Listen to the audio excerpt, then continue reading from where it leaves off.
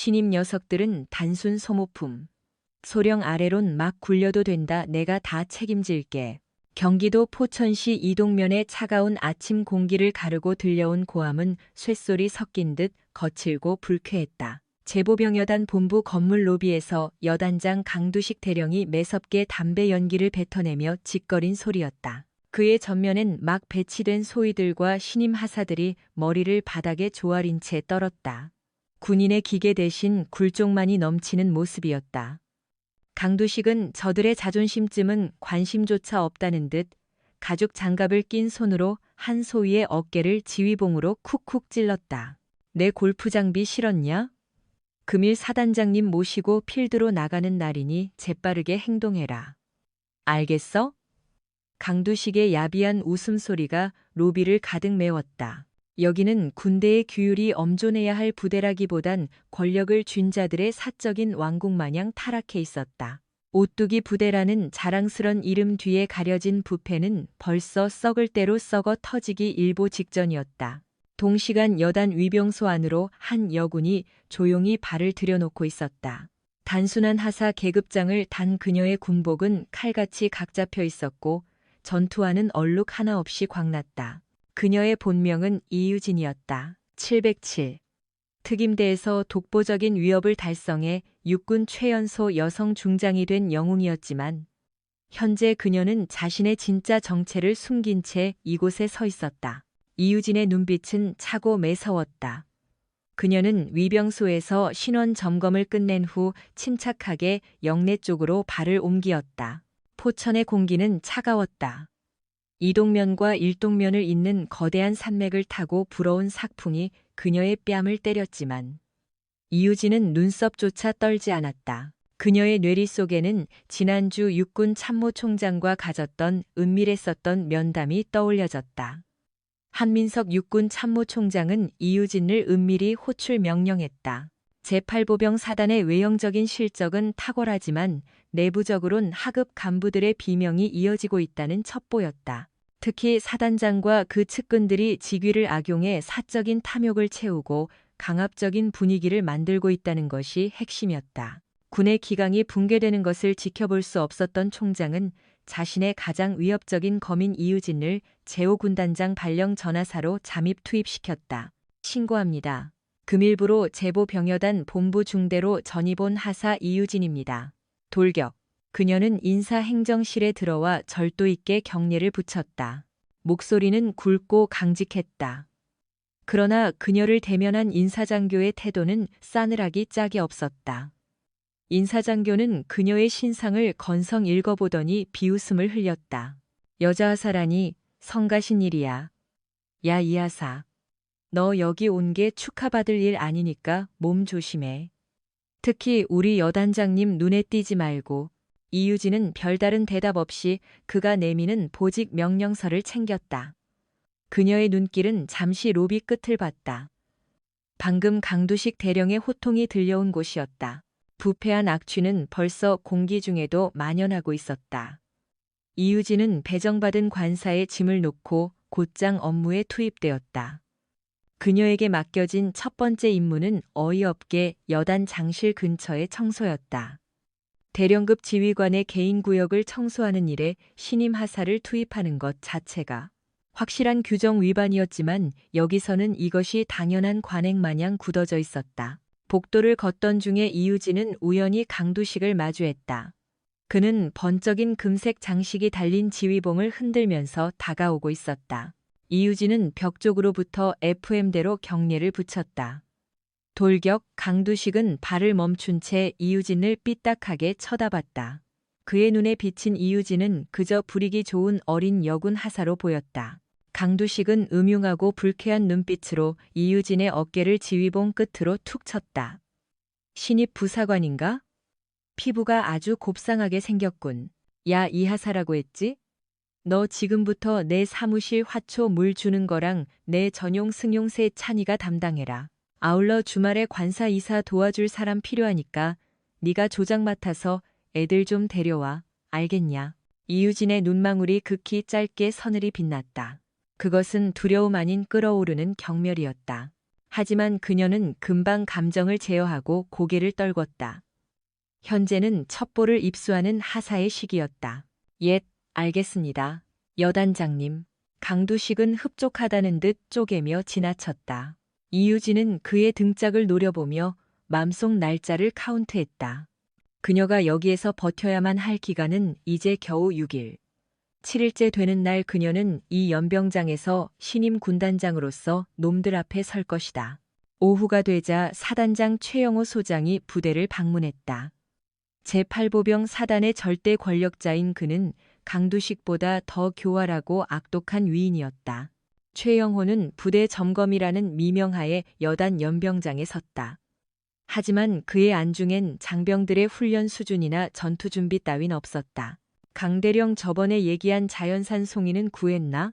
집사람이 요즘 입맛이 없다고 난린데 강원도 쪽 10만이들은 꽤나 캔다면서 최영호의 말에 강두식은 고개를 숙이며 아부하듯 웃었다. 염려 마십시오, 사단장님. 이미 행정보급관들 풀어서 최고급으로 확보해 놨습니다. 오늘 야간에 관사로 몰래 반입되도록 준비하겠습니다. 연병장 구석에서 진지보수 작업을 하던 병사들과 간부들의 귀에 그들의 대화가 또렷하게 들려왔다. 이유진은 낯을 준 채 그 모습을 싸늘히 노려보고 있었다. 군인의 본분을 잊고 사적인 욕망을 채우는 장군들과 그 옆에 빌붙는 영관급 지휘관들. 그들의 부패는 포천의 푸른 하늘을 덮어버린 먹구름처럼 짙었다. 그때였다. 윤상병이 발을 헛디뎌 최영호의 광이 나는 전투화 위에 흙먼지를 아주 조금 날렸다. 삽시간에 연병장에 차가운 침묵이 흘렀다. 최영호의 얼굴이 순식간에 울그락불그락 달아올랐다. 지금 뭐 하는 짓이냐? 이 군화가 얼마짜린 줄 알아? 이건 프랑스에서 직접 공수해온 가죽이야. 최영호는 곁에 있던 강두식의 지휘봉을 낚아채서는 상병의 방탄모를 세게 후려쳤다. 퍽소리와 함께 상병이 휘청거렸다. 주위의 장교들은 누구 하나 나서지 못하고 눈치 봤다. 이유진의 손이 곡괭이를 꽉 쥐었다. 손등에 혈관이 터질 듯 솟구쳤다. 특전사 복무 시절 생사를 오가면서 지켜내려 했던 국가의 신념이 이토록 더럽혀지는 것을 그녀는 감내하기 어려웠다. 하지만 그녀는 참아야 했다. 당장 여기서 나서면 더 깊은 악을 도려내지 못한다. 그녀는 간신히 고개를 돌려 흙먼지를 털어내는 상병의 떨리는 손을 지켜보았다.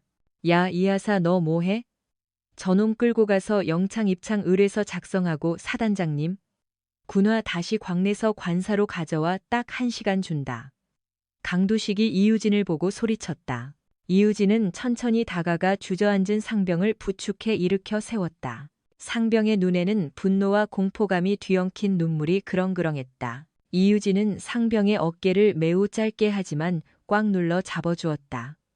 내가 해결함. 낮게 깔린 이유진의 목소리에는 설명할 수 없는 살기가 서려 있었다.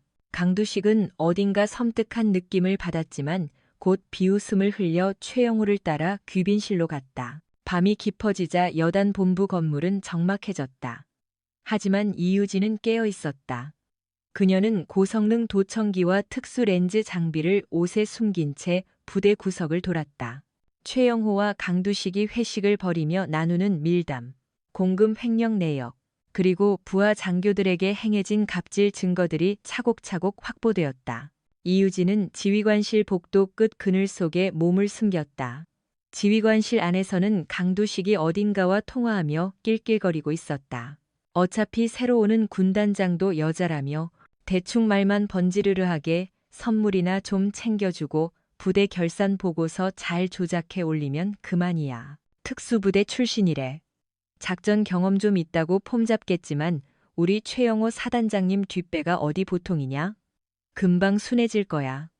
이유진은 어둠 속에서 서늘한 미소를 지었다. 그녀는 수능하는 법을 배운 적이 없었다. 오로지 추적하는 법과 적을 제거하는 기술만 익혀온 전사였다. 착각이 도를 넘네. 그 자만이 너희의 목을 옥죄는 덫이 될 것이다. 이유진은 독백을 내뱉으며 은밀히 발걸음을 옮겼다. 그녀의 기동은 인기척이 전혀 없었다. 포천의 산줄기는 다가올 피바람을 아는지 모르는지 정적 속에 잠겨 있었다. 다음 날 아침 사단 전체에는 이유진 하사에 대한 부당한 지시가 더욱 심해졌다. 그녀는 부대 내의 모든 오수 처리장 청소와 울타리 보수 작업을 혼자서 떠맡게 되었다. 동료 간부들은 그녀를 안쓰러워하면서도 자기들에게 불똥이 튈까봐 피했다. 이유진은 묵묵히 장갑을 끼고 낯을 들었다. 그녀가 울타리 근처에서 작업하던 중 어제 최영호에게 당했던 상병이 몰래 다가와 이온음료 하나를 건넸다. 하사님 죄송합니다. 저 때문에 하사님까지 고생을 하시는 것 같아서요. 여단장님이 워낙 성격이 더러운 분이십니다. 제발 요령껏 하는 척만 하십시오. 상병의 목소리는 겁먹고 있었다. 이유진은 음료를 받아 건빵 주머니 넣고 상병의 눈을 똑바로 응시했다. 죄송할 것 없다. 군대는 계급으로 억누르는 곳이 아니라 계급만큼 책임을 지는 곳이다. 조금만 버텨라. 곧 분위기가 바뀔 것이다. 그녀의 눈빛은 결의에 차 있었다. 상병은 자신도 모르게 이유진의 기세에 눌려서 마른 침을 삼켰다. 일반적인 부사관에게 느껴질 수 없는 카리스마가 그녀의 온몸에서 뿜어져 나오고 있었다. 이유진은 작업을 끝내고 부대 구석의 낡은 창고로 갔다. 그곳에서는 강두식 대령의 명령을 받은 중령들이 모여 도박판을 벌이고 있었다. 평일 근무 시간에 영내 안에서 벌어지는 도박이라니 군기강의 해이가 극에 달해 있었다. 이유진은 숨을 죽이고 그 현장을 꼼꼼하게 촬영했다. 야, 이하사 거기서 뭐해? 너 일 안 하고 농땡이 피워. 술 냄새 쩐 심중령이 창고 문을 나서다. 이유진을 마주치자 고함쳤다. 놈은 이유진의 멱살을 쥐려고 팔을 뻗었다. 이유진은 반사적으로 그 팔을 꺾어버릴 뻔했으나 겨우 참아냈다. 허나 그녀는 두려움도 저기도 드러내지 않는 건조한 눈빛으로 그를 응시했다. 눈깔 똑바로 안 깔아? 군생활 끝내고 싶어? 중령의 욕설이 쏟아졌고 이유진은 말없이 시선을 떨구었다. 심장 저 밑바닥에서 특임대의 본능이 꿈틀댔으나 그녀는 훗날 어깨에 달릴 계급장의 중압감을 상기했다. 이유진은 부대 밖에 밤하늘을 올려다 보았다. 달빛이 싸늘히 내리고 있었다. 딱 6일이 남았다. 허나 그녀에게는 1분 1초가 저 썩은 환부를 잘라내기 위한 처절한 인내의 시간이었다. 이유진은 자신의 해진 하사 계급장을 쓸어보았다. 곧 저 계급장은 대한민국 국군의 심판을 집행하는 장군의 별로 바뀌게 될 것이다. 강두식 대령과 최영호 소장은 아직도 그들의 세상이 영구할 것이라 착각하며 폭탄주를 말리고 있었다. 놈들이 먼지처럼 하대했던 저 여군 하사가 머지않아 놈들의 목줄을 감저승사자라는 진실은 상상도 못한 채 포천의 여명은 안개보다 더욱 싸늘한 침묵으로 밝아오고 있었다. 일동면 주변의 능선을 타고 들이치는 sak풍은 뼈를 저미는 송곳 같았다. 제보병여단 본부 중대의 기상 나팔 소리가 연병장을 가득 채우기 전 이유진은 벌써 잠을 깨고 있었다. 모포를 걷고 몸을 세우는 그녀의 자세에는 일말의 망설임도 없었다. 주위의 동료 하사들이 꿈속을 헤매며 깊이 잠들어 있는 틈에 그녀는 기척없이 군복을 갖춰 입었다. 거울 안에 맺힌 하사 이유진의 표정은 담담했다. 허나 그 짙은 눈망울 안쪽에는 707 특임대 때부터 벼려왔던 서늘한 살기가 이글거리고 있었다. 이유진이 맡은 금일의 첫 임무는 여단장 강두식 대령의 단독 집무실과 그 내부에 은폐된 비밀 접견실을 청소하는 것이었다. 군의 작전 지휘소라기보단 은밀한 유흥가에 가까운 저곳을 막내 하사가 혼자 관리한다는 것부터가 적폐의 표본이었다. 그녀는 세척 용품이 든 바구니를 끼고 복도를 지났다. 벽면 곳곳에는 부대의 찬란한 위협을 자랑하는 액자들이 붙어 있었으나 그 밑을 오가는 장교들의 낯빛은 전부 다 침울하고 딱딱하게 굳어만 있었다. 집무실 문을 밀고 들자 독한 담배 연기와 고급 위스키 향이 혼합된 역겨운 악취가 밀려 나왔다. 어젯밤 최영호 사단장과 강두식 대령이 여기에서 즐겼을 추잡한 연회의 잔재들이었다. 이유진은 조용히 창을 열고 공기를 바꿨다. 이어서 행주를 쥐고 집무실 여기저기를 훔치기 시작했다. 그녀의 시선이 탁자 쪽에 있던 한 문서 뭉치에 꽂혔다. 보급품 관리 대장이라는 명패가 적혀 있었으나 실상 내용은 부대 예산을 횡령해 자택 인테리어와 명품 골프채를 구입한 장부들이었다. 이유진은 소매 끝에 감춰둔 초소형 녹화렌즈를 가동시켰다. 신념을 팔아먹은 놈들이 사는 곳에 원칙이 남을 리 없군. 그녀의 싸늘한 독백은 허공으로 사라졌다. 바로 그 틈에 육중한 문이 열리고 강두식 대령이 들이닥쳤다.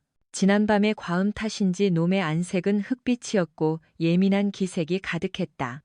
놈은 오자마자 소파로 몸을 구겨 넣으며 이유진을 향해 지휘봉을 삿대질했다. 야, 이하사. 너 내가 어제 말한 세차는 끝냈냐? 아, 그리고 냉장고에 있는 콩나물국 좀 끓여와. 내 집 앞 맛집에서 포장한 거니까 씻기 전에 대령하라고.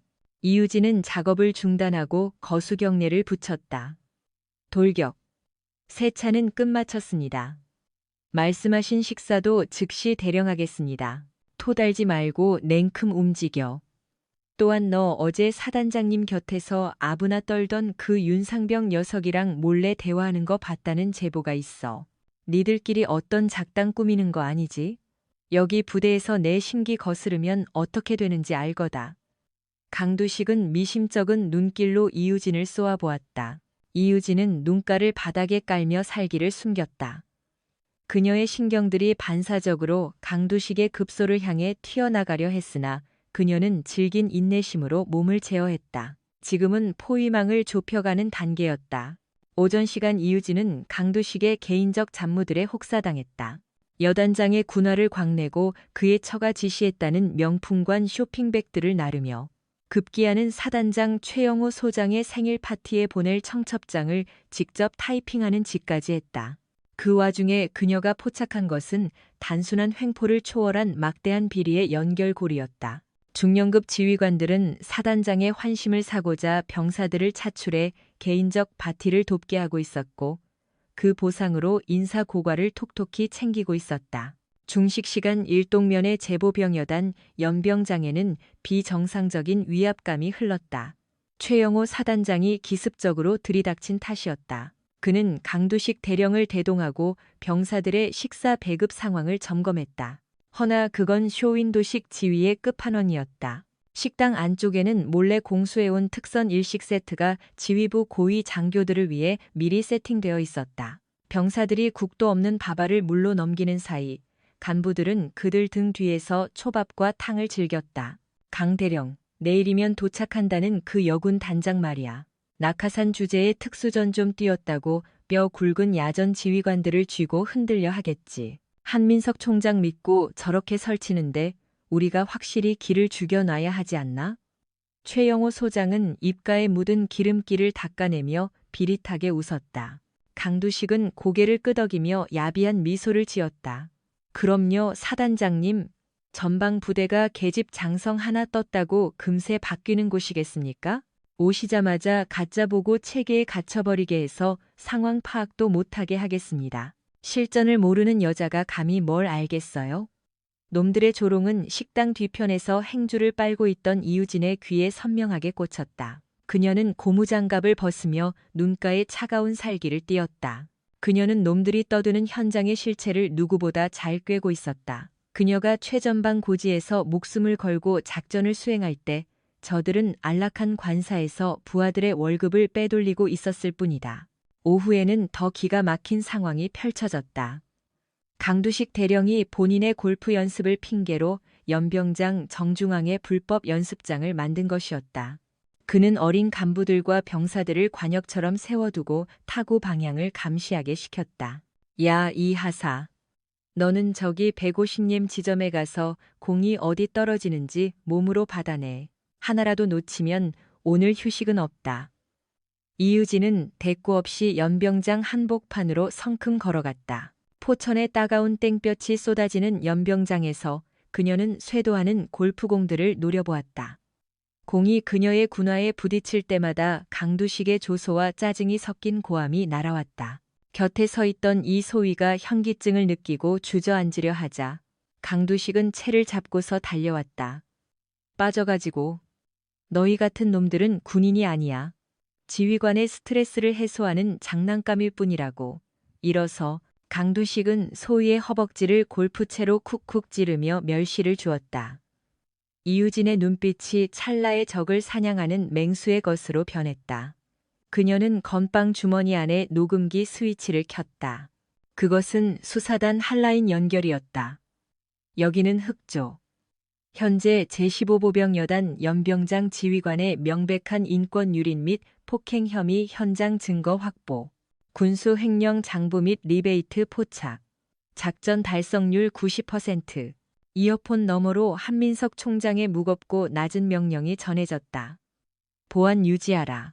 취임식 때 놈들을 처단한다. 이유진은 통신을 끄고 다시 어수룩한 하사의 표정으로 돌아왔다. 그녀는 강두식이 날린 공을 주워 들고 그에게 걸어갔다. 강두식은 숨소리 하나 거칠지 않은 이유진의 태도가 기분이 나쁜지 눈을 치켜떴다. 너는 왜 이렇게 건방져? 힘이 남아도는구먼. 이 하사, 너 오늘 저녁에 내 관사로 와서 정리 좀 거들어. 내일 손님 오는데 집이 엉망이라고 마누라가 성화다. 토 달지 말고 튀어와. 이유진은 조용히 목례를 했다. 명 받들겠습니다. 여단장님, 기필코 찾아뵙겠습니다.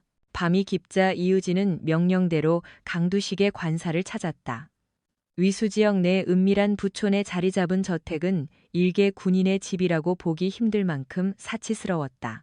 현관 안으로 들어서자 강두식은 러닝셔츠 차림으로 TV를 보고 있었고 그의 처는 도도한 표정으로 이유진에게 앞치마를 던졌다. 물기 하나라도 남기면 우리 그이한테 말해서 너 군생활 꼬이게 만들 줄 알아. 군인 됐으면 눈치가 빨라야지. 계집애가 어디서 군복을 입어? 이유진은 묵묵히 집안일만 했다. 하지만 그녀의 손은 구석이 아닌 소파 뒤 틈새에 초소형 감시 카메라를 부착하고 있었다. 강두식은 부인과 잡담하며 사단장 최영호와 작당한 공사 입찰 조작 내용을 자세히 떠벌렸다. 어떤 건설사에서 얼마의 리베이트를 챙겼는지, 이번에 군단장이 오면 어떻게 서류를 조작할 것인지에 대한 모든 음모가 이유진의 이어폰에 기록되었다. 문을 나서며 이유진은 정원 구석에 놓인 비싼 수석들을 응시했다. 매끄럽게 닦인 돌들 밑바닥엔 더럽고 축축한 이끼가 가득했다. 그녀는 지갑 속에서 707 특임대 시절 전우들과 함께한 사진을 꺼내 보았다. 나라를 위해 산화한 영웅들의 눈빛이 스쳐 지나갔다. 그들이 목숨 걸고 수호한 땅은 이런 돼지들의 놀이터가 아니었다. 7일. 그 찰나의 시간이 너희에게는 끝없는 파멸의 카운트다운이 될 것이다. 이유진은 어둠을 틈타 조용히 부대로 잠입했다. 그녀의 몸놀림은 이제 어리숙한 하사의 것이 아니었다. 군의 질서를 확립하고 썩은 환부를 제거하기 위해 잠입한 냉철한 집행관의 움직임이었다. 이튿날부터 부대의 공기는 더욱 이상하게 돌아갔다. 사열식을 코앞에 두고 사단장과 여단장은 본인들의 비리를 감추려 부하들을 더욱 악독하게 굴렸다. 전투 준비는 무시됐고 오직 사열대 보수와 의전 예행 연습에만 아까운 인력이 투입되었다. 이유진은 그 모든 혼란의 와중에서 조용히 소외받는 병사들의 뒤를 따랐다. 그녀는 창고 뒤에서 몰래 눈물 닦는 신입 여군 하사의 등을 다독여 주었고 가혹한 얼차려 받는 대원들의 주머니에 자신의 간식들을 슬며시 찔러주었다. 대원들은 낯선 여군 하사 이유진에게서 따뜻한 위로감과 벽을 보았다. 그녀가 눈을 맞출 때면 강두식의 고함도 최영호의 강압도 전혀 무겁지 않게 여겨지는 불가사의한 기분이었다. 그 긴장의 마지막에서 포천의 골짜기들 위로 붉은 빛이 쏟아졌다. 겨우 행사 전까지 남은 여유는 한나절이었다. 이유진은 운동장 정중앙에 서서 지휘관 기가 펄럭일 허공을 응시했다. 공중에 휘날리는 깃발의 자태가 흡사 그녀에게 돌격의 명령을 내리는 전령처럼 다가왔다. 이유진은 자신의 군화의 끈을 다시 한번 야무지게 고쳐맸다. 그녀의 외투 안쪽 주머니엔 벌써 수많은 종류의 횡령 장부들과 녹취 파일들이 꼼꼼하게 준비되어 있었다. 이제 필요한 건 방아쇠의 안전을 푸는 것뿐이었다. 강두식 대령은 아직도 자신의 사무실에서 큰 소리를 치면서 간부들을 갈구고만 있었고 최영호 소장은 사령관 환영식에서 이유진 장군을 어떻게 망신 줄지 꿈꾸면서 양주를 마셨다. 놈들은 본인들의 목덜미 밑에 서늘한 파멸의 비수가 겨눠져 있다는 현실을 조금도 눈치채지 못한 채 끝까지 탐욕의 꿀물에 빠져 있었다. 이유진은 가만히 숨을 골랐다. 전방의 매서운 돌풍이 그녀의 머리칼을 쳤다. 그녀의 눈가에 서린 살기는 냉혹다 못해 아릴 듯했다. 707의 신화 전군 최연소 여성 장군 이유진. 그녀의 숨겨진 복수는 방금 전주곡을 끝내고 절정으로 향하고 있었다. 전방의 지형은 어둠 깔리면 더욱 사납게 위용을 드러냈다. 제8기 개화사단 소속 1기 가벼단의 연병장은 새벽이 깊은 때에도 조명이 환하게 켜졌다. 지휘관 최영호 장군의 명령의 계획에도 없던 무리한 야간 제식훈련 예행이 계속되었기 때문이었다. 단지 새 부대 지휘관에게 잘 보이기 위한 과도한 허례만이 이 부대의 창설 목적이 된 듯 싶었다. 이유진은 운동장 외곽에서 커다란 음향 앰프를 나르며 저 모습을 노려보았다. 야, 이하사, 너는 뭐 때문에 행동이 그따위야? 사령관님 오시는 날 정렬이 1cm라도 삐뚤어지면 네가 옷 벗을 거야. 강두식 연대장의 신복인 작전참모 소령이 이유진을 보고 손가락질했다. 놈은 벌써 알코올이 과했는 듯 안면이 붉게만 물들어져 있었다. 이유진은 말없이 무릎을 굽혀 물건을 바닥에 두고 고개를 숙였다. 시정합니다. 바로 고치겠습니다. 그녀의 목소리는 싸늘한 대기층을 갈라 야무지게 퍼졌다. 이유진의 눈길은 운동장 한가운데서 부하들을 괴롭히는 최영호 장군을 쳐다봤다. 놈은 롱패딩을 여러 개 껴입고 뜨거운 물을 즐기며 캥겹 야전상에만 걸친 채 덜덜 떠는 대원들을 보고 욕설을 퍼붓고 있었다. 이건 꼭 우리 부대의 군기를 잡는 건 일이야. 날씨 좀 춥다고 지휘관 행사를 망쳐버려도 되겠어. 강대령 거기 단상의 장식은 덜 고급져서 안 돼. 비단 천 좀 다 가져와. 강두식은 최영호의 기분을 띄우기 위해 예하 부하들을 닥달기 시작했다.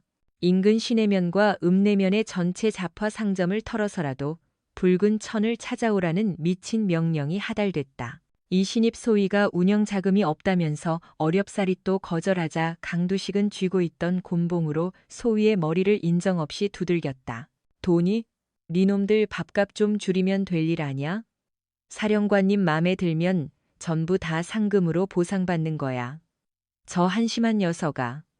이유진의 눈시울이 가늘게 떨렸다. 그녀는 옷 속에 감춰둔 소형 캠코더 전원 여부를 체크했다. 벌써 강두식이 훈련 지원금을 빼돌려서 자신의 골프채를 구매하고 대원들의 회식비를 유용해 지휘관의 진급 기념 파티를 기획하고 있다는 핵심적인 자료를 수집한 뒤였다. 야심 2시가 지나서야 훈련이 마쳤다. 대원들은 기절을 하며 생활관에 갔지만은 이유진에게는 별의 지시가 떨어졌다.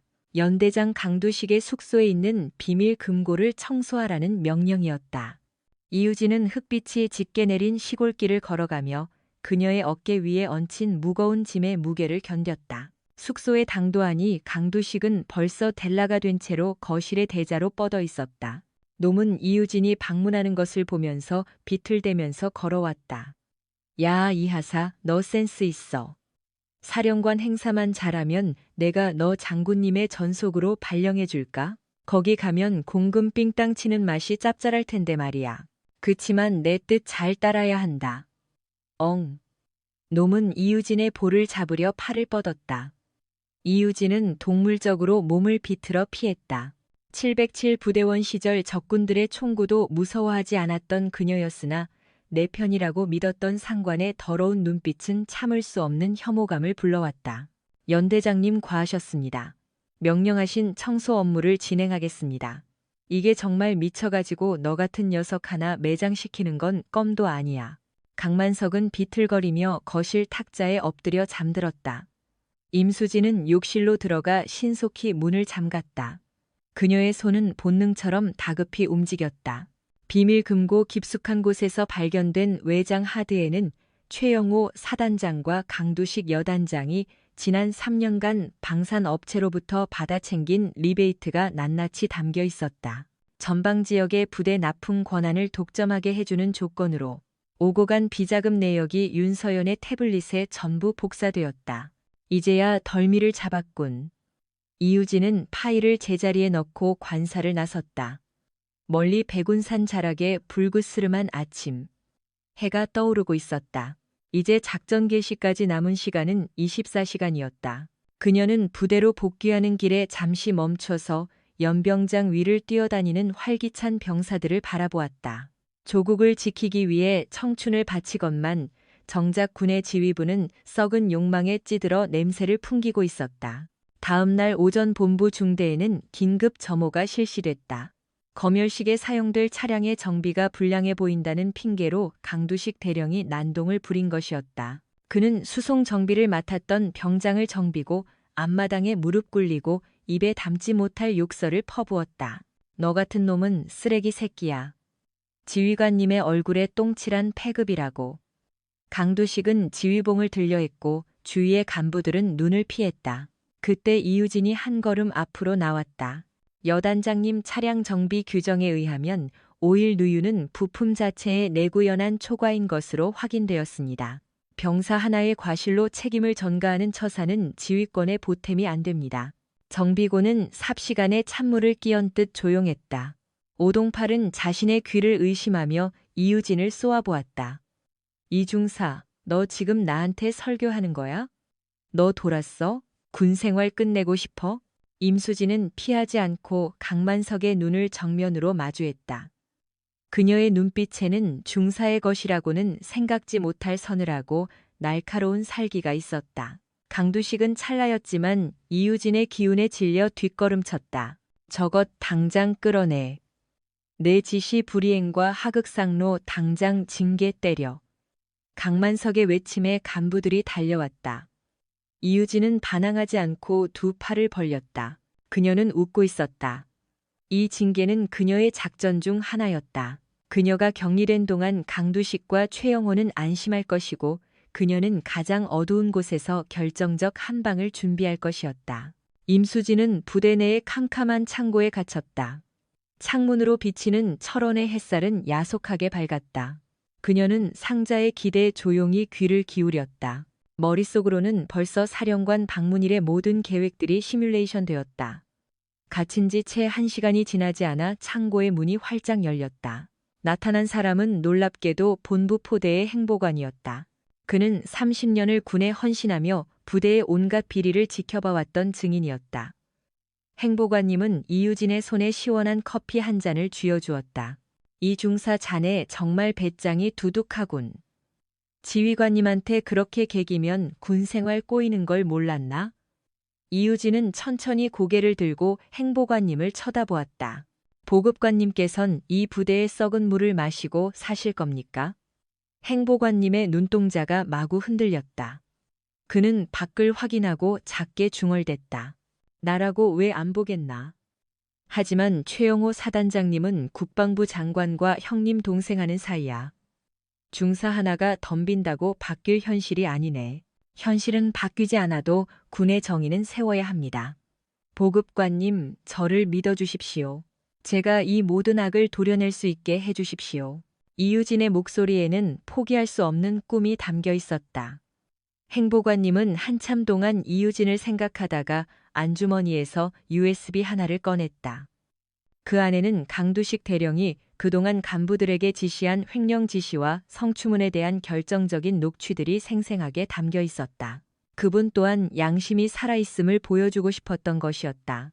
감사합니다. 이 도움은 꼭 갚아드립니다. 임수진은 행보관님이 건네준 칩을 주머니에 넣었다. 이제 반격의 준비가 모두 끝났다.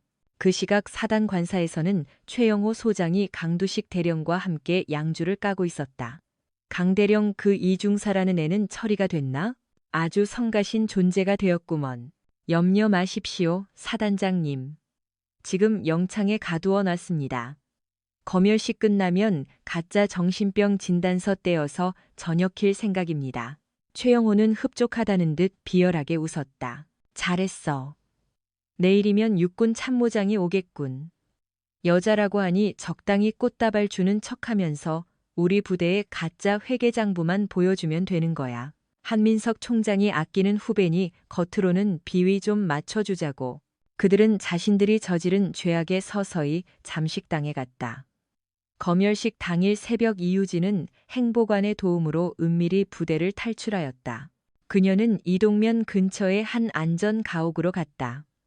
그곳에는 군사안보에서 파견된 수사 요원들이 그녀와 접선하고 있었다. 이유진은 중사 계급장이 박힌 땀에 젖은 전투복을 갈아입었다.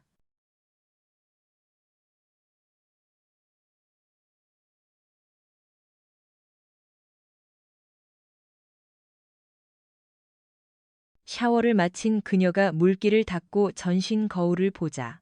그곳에는 이제 나약한 여군 하사는 없었다. 단정하게 빗어넘긴 짧은 머리, 확고한 신념이 서린 눈매, 아울러 어깨 위에서 찬란하게 번득이는 세 개의 별. 중장 이유진의 참모습이었다. 전속 부관들이 티끌 하나 없는 군단장, 전용 정복을 그녀에게 건넸다. 흉부에는 특수 임무 수행 당시 받은 기장들이 영광스레 자리를 잡았다. 이유진은 허리에 지휘관용 권총을 차고 모자를 눌렀었다. 시작할까? 넵, 사령관님. 모든 채비를 끝냈습니다. 수사관과 헌병들이 사단 연병장 근처에 대기하고 있습니다. 이유진은 창밖을 응시하였다. 저 멀리 부대 깃발이 나부끼는 사단 연병장이 눈에 들어왔다. 그곳에선 아마도 최영호와 강두식이 뻔지르르한 예복을 입고 허세를 부리며 신임 사령관을 영접할 채비를 하고 있을 게 뻔했다. 출발. 대한민국 군대에 더 이상 비리는 없다는 것을 알려주러 이유진을 태운 검은색 세단 차량이 새벽의 공기를 가르며 돌진하기 시작했다. 차량의 앞부분 위에서는 사령관의 상징인 세 개의 별이 수놓인 성판이 바람을 맞으며 펄럭였다. 사단 연병장에는 군악대의 행진곡이 퍼지고 있었다. 최영호 소장과 강만석 대령은 단상 위에서 의기양양한 얼굴로 지휘 차량의 도착을 기다렸다. 수많은 병사들이 차려 자세로 서 있었고 그들의 눈엔 고단함과 분노가 가득 차 있었다. 마침내 사령관의 관용 차량이 행사장 입구의 모습을 드러냈다. 최영호는 복장을 바르게 정돈하며 강두식에게 귓속말했다. 자, 이제 쇼를 할 시간이다. 깍듯하게 모시는 척해. 세단이 정지에 서고 전속이 문을 열었다. 운동장에 모인 모든 사람들의 눈길이 그곳으로 쏠렸다. 이윽고 그 차에서 내려선 사람을 본 찰나. 최영호와 강두식의 표정은 순식간에 흑빛으로 변했다. 모자 밑으로 보이는 안면은 요전날 본인들이 독방에 가두고 무시했던 바로 그 여군이었다. 그렇지만 그녀의 견장에는 본인들보다 훨씬 높은 감히 쳐다볼 수도 없는 중장의 별이 영롱하게 빛나고 있었다. 이유진 장군은 천천히 매우 위험 있게 단상 위로 걸어 올라갔다. 그녀의 구두 굽소리가 운동장의 정막을 깨트렸다. 최영호는 미친 듯이 몸을 떨며 거수 경례를 붙였다. 충충성 제8보병 사단장 소장. 최영호 사령관님의 영전을 축하드립니다. 놈의 목소리는 흉하게 삑사리가 났다. 이유진은 놈을 쳐다보며 싸늘하게 말을 했다. 최영호 소장, 그리고 강만석 대령 당신들의 장난은 오늘부로 끝. 그녀의 목소리가 스피커를 통해 연병장 전체에 울려 퍼졌다. 병사들의 눈이 동그랗게 떴다. 심판은 이미 시작되고 있었다.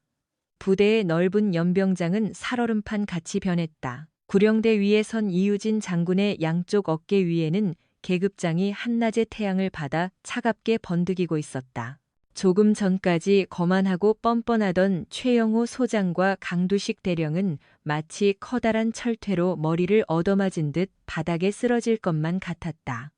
수많은 부대원들은 자기들이 일주일 본 그 하사가 실은 신임 사령관이었다는 사실에 헉하고 놀랐다. 이유진은 천천히 모자를 벗어 부관에게 넘겼다. 짧게 자른 머리카락 밑으로 보여진 그녀의 이마에는 특수부대 복무 시절 생긴 작은 상처가 남아 있었다. 그것은 약장보다 더 값비싼 군인 투혼의 상징이었다. 그녀는 마이크 앞에 서서 연병장에 모인 병사들을 모두 다 눈에 담았다. 나는 지난 일주일 이곳에서 하사 윤서열로 지냈다. 그녀의 목소리는 작았지만 연병장 모퉁이까지 또렷하게 울려 퍼졌다. 스피커를 통해 들리는 말에는 적개심보다 더 짙은 비통함과 결연함이 묻어 있었다. 내가 본 것은 자랑스런 오뚜기 부대의 모습이 아니었다.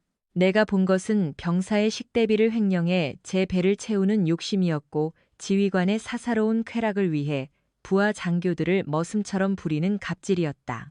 군복은 나라를 수호하는 수의이지 자신의 치부를 감추기 위한 도구가 아니다. 최영호 소장은 사시나무 떨리는 손으로 단상 기둥을 잡았다. 그는 어떻게든 위기를 벗어나 보려 입을 열었다. 사사령관님, 이것은 필시 착오가 있으신 것 같습니다. 저는 그저 부대의 발전을 위해 노력을 다해왔고 군대의 기강을 다잡기 위해 조금의 긴장감을 유지했을 따름입니다. 이유진은 고개를 돌려 최영호를 쏘아봤다. 그 매서운 눈빛에 최영호는 뒤로 흠칫 물러났다. 성과? 부하들을 군화로 까고 골프채로 조인트를 까서 만들어낸 결과가 성과냐? 아니면 보급품을 횡령해 관사의 비품을 바꾸고 마누라 짐꾼 노릇을 하게 한 것이 지휘권 행사인가? 이유진은 품속에서 낡은 수첩 하나를 꺼냈다. 그것은 행보관이 넘겨준 피눈물 어린 장부들이었다. 그녀는 수첩을 펼쳐 낭독하기 시작했다.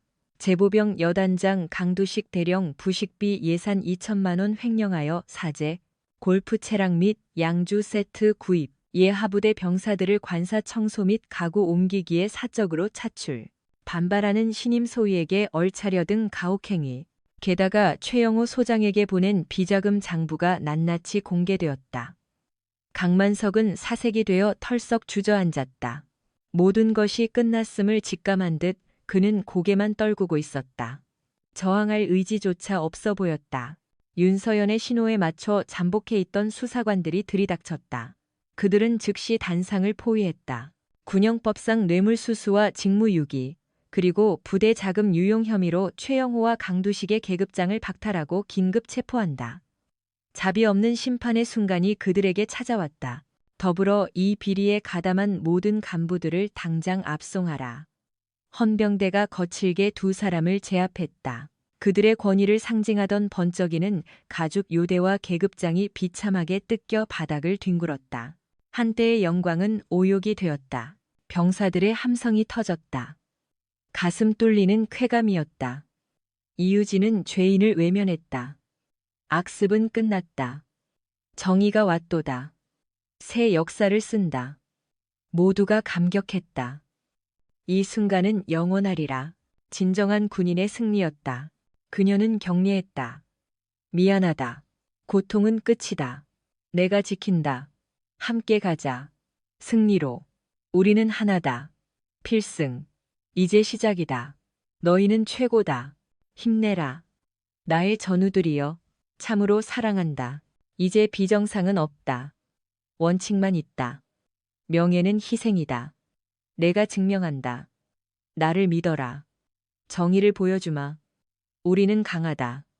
절대 무너지지 않는다. 그것이 군인이다. 반드시 승리하리라. 함성이 연병장을 메웠다. 천둥 같은 소리였다. 산천이 울렸다. 이유진은 단상을 막 내려왔다. 그리고 한 병사에게 다가갔다. 어제 만난 그 병사였다. 그녀의 눈빛은 참 따스했다. 모두가 숨을 죽였다. 병사는 울며 격려했다. 고생 많았다. 내 눈물은 빛날 것이다. 병사는 흐느꼈다. 벅찼다. 주변도 숙연했다. 진심은 통했다. 그들은 서로 믿었다. 전우애가 활짝 꼽혔다. 이유진은 병사를 안아주었다. 손길은 참 따뜻했다. 육군의 전설인 그녀는 이제 모두의 영웅이자 희망이 되었다. 모두가 그녀를 우러러보았다. 폭풍이 지나간 부대에는 생기가 돌기 시작했다. 이유진은 무너진 기강을 바로 세우고 있었다. 이유진의 개혁은 이제 시작이었다. 그녀는 짐도 풀지 않은 채 사단 본부로 들어갔다. 그곳에 야전 침대를 놓고 업무를 시작했다. 썩은 환부를 완전히 도려내겠다는 강력한 의지였다. 타협은 없었다. 최영호의 거만한 초상화가 걸려있던 벽면은 텅 비었다. 그 빈자리는 군인의 다짐을 새긴 낡은 액자가 대신 채웠다. 검소함이 허영을 몰아냈다. 이유진은 밤새 서류 더미와 씨름했다. 낭비된 예산을 찾아내어 병사들을 위해 쓰도록 바꿨다.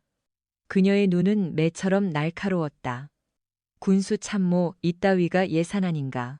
관사 꾸밀 돈으로 전방 소초 보일러부터 당장 교체해라. 병사들은 얼음장 같은 물에 씻고 있는데 지휘관이란 작자가 꽃놀이나 즐겨서야 되겠나? 제정신인가? 참모는 식은땀을 흘리며 받아 적기에 바빴다. 과거 비굴하게 아부나 떨던 그는 서슬퍼런 장군 앞에서 쥐구멍이라도 찾고 싶은 심정이었다. 이유진의 카리스마에 그는 완전히 압도당해 숨도 크게 쉬지 못했다. 며칠 뒤 이유진은 여단을 다시 찾았다. 성판기가 펄럭이는 지휘 차량이 들어왔다. 장병들은 환호했다. 그녀는 당당했다. 정말 위풍당당한 모습이었다. 위병들은 잔뜩 얼어 있었으나 차에서 내린 이유진이 따뜻하게 웃어주자 금세 표정이 밝아졌다. 그들은 우렁차게 격려 구호를 외쳤다. 돌격 여단 방문을 진심으로 환영합니다. 이유진은 병사들과 눈을 맞추며 인사를 받았다. 그녀의 발길은 지휘부가 아닌 병사들이 생활하는 공간으로 향했다. 거침없는 행보였다. 직무대리가 당황해서 뛰어왔다. 군단장님, 연락도 없이 오시면 어떡합니까? 의전 준비 따위는 필요 없다. 그럴 시간에 애들 보급품이나 더 신경 써라. 난 접대받으러 온 게 아니다. 내 새끼들 밥은 잘 먹는지 보러 왔다. 이유진은 곧장 조리실로 들어가 위생 상태와 식단을 꼼꼼히 살폈다. 간부용 호화 식단은 사라졌다. 이제 모두가 똑같은 밥을 먹는다. 공정이 실현된 식탁이었다. 이유진은 식판을 들고 병사들 틈에 섞여 자연스럽게 자리를 잡았다. 옆자리엔 구면인 상병이 있었다. 그는 기겁해서 일어나려 했지만 이유진이 어깨를 토닥이며 앉혔다. 긴장 말고 들어라. 밥은 좀 먹을 만하냐? 그녀가 다정하게 물었다. 네. 반찬도 잘 나오고 눈치 안 보고 많이 먹을 수 있어 너무 좋습니다. 상병의 씩씩한 대답에 이유진은 미소 지으며 숟가락을 들었다. 그 어떤 산의 진미보다 맛있는 식사였다. 특전사 시절의 전투식량이나 고위급 만찬과는 비교조차 할 수 없었다. 정이가 깃든 밥상은 그만큼 달고 귀했다. 식사 후 이유진은 연병장에 섰다. 강만석이 사적으로 만든 골프장의 흔적이 흉물스럽게 남아 있었다. 그녀는 미간을 찌푸리며 지시했다. 당장 저것을 없애고 장병들이 쉴 수 있는 울창한 숲을 조성하도록 해라. 병사들이 훈련 중에 마실 수 있는 식수를 챙겨라.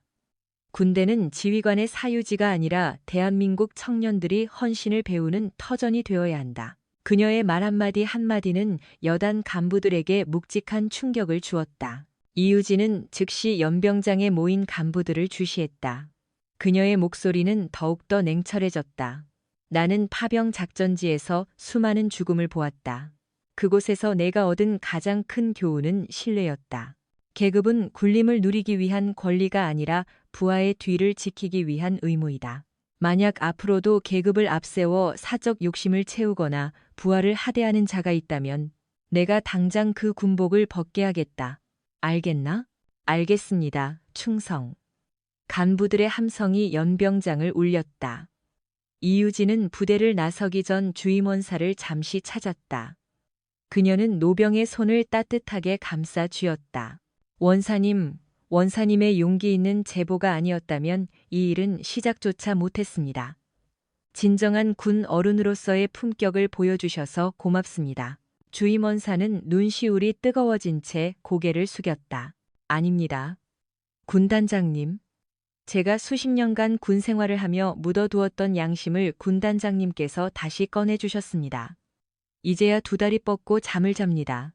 이유진은 지휘 차량에 탑승하며 포천의 일동면 거리를 응시했다. 길가에 선 가로수들이 바람에 나부끼고 있었다. 이제 출발이었다.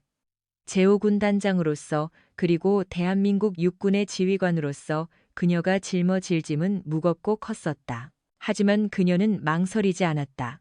그녀의 곁에는 이제 진정한 애국심으로 뭉쳐진 수만 명의 부하가 있었기 때문이다. 검은색 지휘 차량이 어둠을 뚫고서 군단 사령부로 달렸다. 그 거침없는 뒷모습은 대한민국 육군이 가야 할 정의론, 미래를 상징하는 이정표와도 같았다. 이유진 중장이 불러온 개혁의 태풍은 강했었으나 수십 년간 뿌리 내린 비리의 관습은 쉽게 뽑히지 않았다.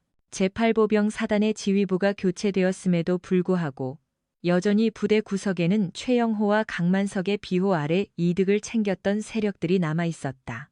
그들은 이유진의 개혁을 지나가는 회오리로 간주하며 몸들을 잔뜩 웅크린 채 다시 흙탕물이 튀기만을 기다리고 있었다. 이유진은 군단 사령부 집무실에 앉아 포천 일대의 작전도를 살폈다. 그녀의 시선은 사단 본부에서 멀리 떨어진 산악지 깊숙한 골짜기에 배치된 격오지 부대들로 향해 있었다. 떠들썩한 사단 연병장의 비리는 잡았을지 모르나 감시의 눈길이 잘 닿지 않는 산속 소초들의 실상은 알 수 없었다. 부관, 금일 오후 스케줄 전부 취소해. 누구에게도 말하지 말고 이동면 산악지대에 있는 독립 소초들을 둘러보겠다. 군단장님, 그곳은 도로 사정도 좋지 않고 빙판길이라 위험합니다. 정식으로 사단에 연락하고 경호팀을 대동하는 것이 좋지 않겠습니까? 이유진은 단호하게 고개를 저었다. 내가 초임 간부 시절 겪고 배운 것이 무엇인지 아나? 정식 보고서에 적힌 문구들은 지휘관이 믿고 싶어하는 허상일 뿐이다. 이저루 모신정무는 나는 숨겨진 진짜의 실상을 보러 가는 것이다. 지프차 한 대면 충분하다. 이유진은 정복 대신 활동하기 편한 전투복을 입고 어깨에는 장군의 계급장 대신 심플한 견장을 찼다. 그녀를 태운 지프차는 일동면을 지나 가파른 산길로 올라갔었다. 길은 좁고 거칠었으며 깎아지른 낭떠러지 밑으로는 시리도록 차가운 물이 흘렀다. 한참을 달려 도착한 곳은 제보 병여단 예하의 한 격오지 소초였다. 부대에 도착하자 당직 사관이 기겁하며 뛰어나왔다. 군단장이 통보도 없이 산꼭대기 부대에 방문할 것이라고는 예상도 못한 일이었다. 도돌격 부대 방문을 환영합니다. 이유진은 거수 경례를 받으며 막사 안으로 발을 들였다. 공기는 무거웠고 건물 안쪽에는 퀴퀴한 냄새가 가득했다. 그녀는 바로 병사들이 머무르는 생활관으로 향했다. 생활관 한 구석에서 송이병이 다리를 끌며 바닥을 닦고 있는 모습이 그녀의 눈에 들어왔다.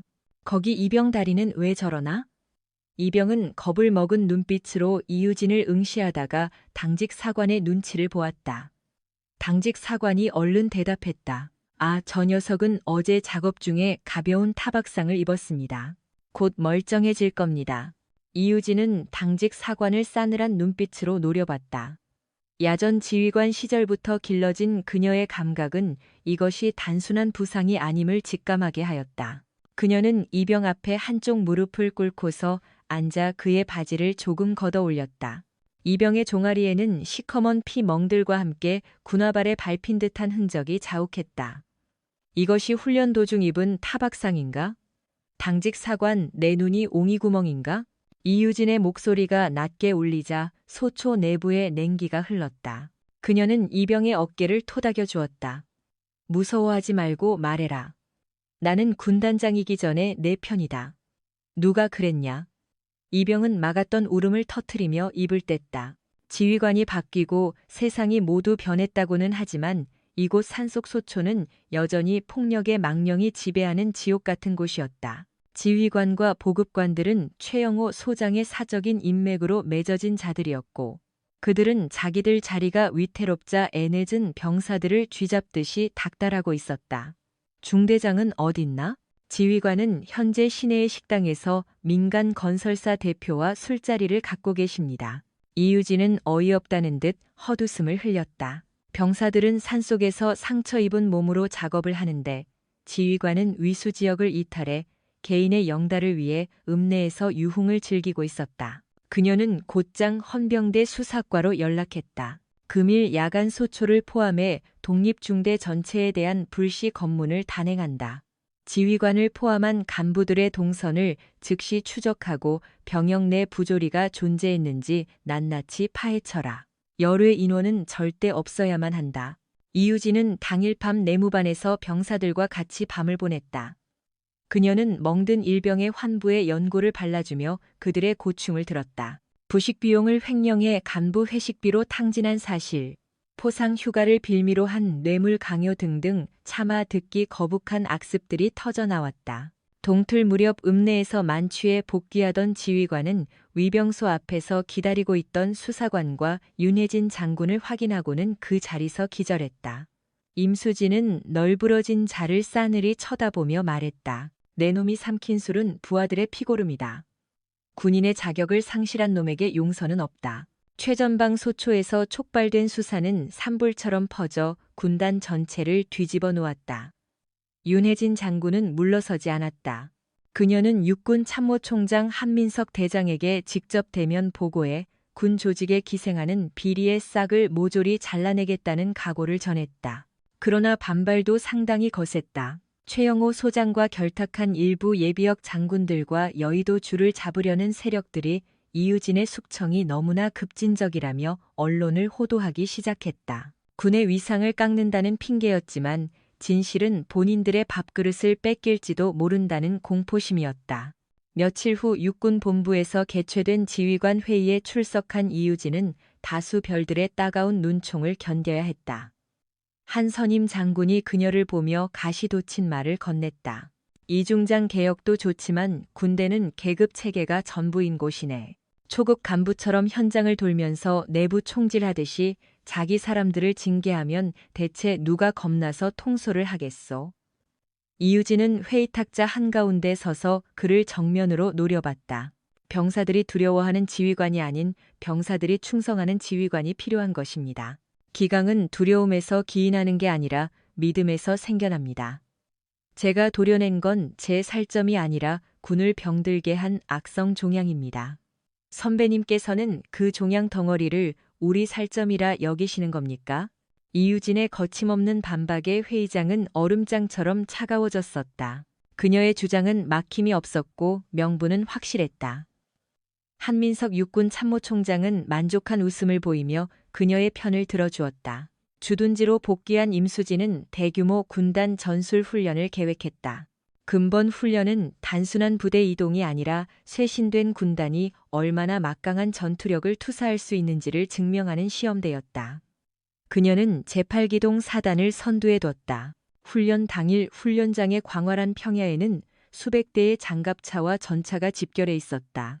이유진은 직접 방탄모를 쓰고 장갑차 위에 올라갔다. 그녀는 통신망을 통해 전 장병들에게 메시지를 보냈다. 여기는 군단장. 우리는 오늘 조국을 수호하는 강철의 방패임을 입증할 것이다. 너의 옆에 있는 전우를 믿어라. 지휘관은 제일 위급한 곳에서 너희와 함께할 것이다. 전군단 돌격. 훈련은 실전과 다름없었다. 이유진은 벙커에 앉아 명령만 내리는 대신 직접 훈련장을 누비며 병사들의 사기를 확 끌어올렸다. 험준한 산악 루트를 기동하던 중 예상치 못한 사고가 터졌다. 집중 폭우로 약해진 집안이 붕괴되며 선두에 섰던 장갑차 한 대가 절벽 쪽으로 미끄러진 것이다. 장갑차 안에는 3명의 대원이 갇혀 있었고 절벽 아래는 급류가 굽이치고 있었다. 구조대가 도착하려면 한참이 걸리는 위급한 상황이었다. 현장에 도착한 이유진은 망설이지 않았다. 그녀는 707 특임대 시절 몸에 익힌 레펠 하강 기술을 이용하여 직접 장갑차로 진입했다. 군단장님 위험합니다. 저희가 가겠습니다. 모두 만류했지만 이유진은 이미 로프에 몸을 맡긴 상태였다. 내 새끼가 저기 있다. 지휘관이 부하를 두고 뒤로 빠지는 일은 없다. 이유진은 거센 빗줄기를 뚫고 장갑차 문을 열어젖혔다. 공포에 떨고 있던 병사들은 자신들을 구하러 내려온 사람이 별 3개의 군단장이라는 사실에 경악하면서도 큰 희망을 얻었다. 그녀는 한 명씩 로프에 결속하여 위로 올려보냈다. 마지막 병사를 안전하게 구조하고 이유진이 위로 올라왔을 때 현장에 있던 모든 장병은 누가 먼저랄 것도 없이 경례를 올렸다. 부상자는 없나? 모두가 무사해서 다행이다. 임수진은 진흙투성이가 된 정복을 털어내며 웃었다. 그 눈빛은 수천 개의 별보다 밝았고 그 어떤 연설보다 확실한 통솔력을 증명했다. 훈련은 기대 이상이었다. 악습이 근절된 장병들은 뜨거운 애국심과 단결력으로 뭉쳐 최고의 전투 기량을 뽐내주었다. 이유진의 혁신이 단순한 징계를 넘어선 것이며 강한 군대를 재건하기 위한 필연적 선택이었음이 확인된 찰나였다. 일과를 끝낸 밤, 이유진은 사단본부 뒤편의 높은 언덕을 찾았다. 아래 부대의 조명들이 강물처럼 흐르고 있었다. 그녀는 지갑 속에서 특임대 시절에 선배가 준 빛바랜 사진 한 장을 꺼내 들었다. 선배님 보고 계죠? 우리가 바랐던 자랑스런 부대가 바로 여기에서 새롭게 깨어나고 있습니다. 공기는 아직도 매서웠지만 윤혜진의 마음속엔 태양처럼 강렬한 열정이 타오르고 있었다. 그녀는 결코 외로운 길을 걷지 않았다. 그녀를 믿고 의지하는 수많은 부하들이 있었고 그들을 보호하는 일이 그녀의 진정한 목표이자 행복이었다. 이유진 장군의 무용담은 이제 지역의 미담을 넘어 국군 전체의 새로운 신화가 되어 퍼지고 있었다. 그녀가 가는 곳은 곧 혁신의 장이 되었고 그녀가 머무는 자리에는 곧 희망의 노래가 들렸다. 전방의 추위는 거세고 독했으나 오뚜기 부대를 휘감고 있던 음산한 공포는 이제 완전히 옛말이 되어버렸다. 윤혜진 장군이 부임한 뒤 부대는 획기적으로 변모했다. 행사장을 장식하던 불필요한 장식물들은 모두 치워졌고 그곳에는 병사들의 힘찬 함성과 전투적인 훈련의 땀방울이 채워졌다. 이유진은 집무실의 편안한 소파에 기대어 있는 시간보다 흙먼지 날리는 야외에서 보내는 시간이 훨씬 길었다. 그녀는 관할 구역의 가파른 산악고지들을 몸소 발로 뛰며 낡은 관습이 만든 오점들을 하나씩 없애나갔다. 그 중에서도 그녀가 집중한 일은 고통받은 사람들의 상처를 보듬어주는 것이었다. 눈이 펑펑 쏟아지던 날 이유진은 부관도 없이 홀로 지프 핸들을 잡고 산정호수 근처의 낡은 집으로 갔다. 그 집에는 예전 최영호 사단장과 강만석 연대장의 폭력을 이기지 못해 옷을 벗어야 했던 강중희의 늙은 부모가 살고 있었다. 억울한 죄를 뒤집어쓰고 쫓겨난 아들은 우울증을 앓다 스스로 생을 마감했고 홀로 된 부모는 썰렁한 새방에서 눈물 짓고 있었다. 골목 입구에 차를 주차한 이유진은 깔끔한 군복 모습으로 눈길을 밟았다. 양어깨의 계급장은 찬란하게 빛났으나 그녀의 자세는 그 누구보다 겸손하게 낮아져 있었다. 계십니까? 사단장 이유진입니다. 너무 늦게 인사를 드려 송구합니다. 이유진은 어르신들 앞에 큰 절을 올리고 앉았다. 특수임무 수행 중에 적진을 누비며 흘린 피보다 더욱 진한 눈물이 그녀의 얼굴을 적시며 떨어졌다. 그녀는 가방에서 고인의 명예가 회복된 증명서와 그간 밀려있던 연금 내역이 적힌 봉투를 들였다. 장군반, 내 자식은 벌써 죽고 없는데 이것들이 다 무슨 소용이요? 어머니의 울음 섞인 한탄에 임수진은 주름진 손을 양손으로 감싸 쥐었다. 아드님의 희생은 국가가 잊지 않습니다. 또한 그이가 수호하려 했던 이 나라의 원칙은 제가 목숨 걸고 완수하겠습니다. 제발 이 부족한 지휘관의 참회를 허락해 주십시오. 이유진은 해가 질 때까지 어르신의 망가진 담을 보수하고 식은 아궁이에 불을 피웠. 지휘관이 낫을 들고 일을 하고 땀을 흘리는 광경에 동네 주민들은 발길을 멈추고 바라보았다. 저것은 계급으로 누르는 상사가 아니라 병사의 슬픔을 제 일처럼 생각하는 참된 리더의 행동이었다. 그 이야기는 삽시간에 전방 부대 곳곳으로 전해졌다.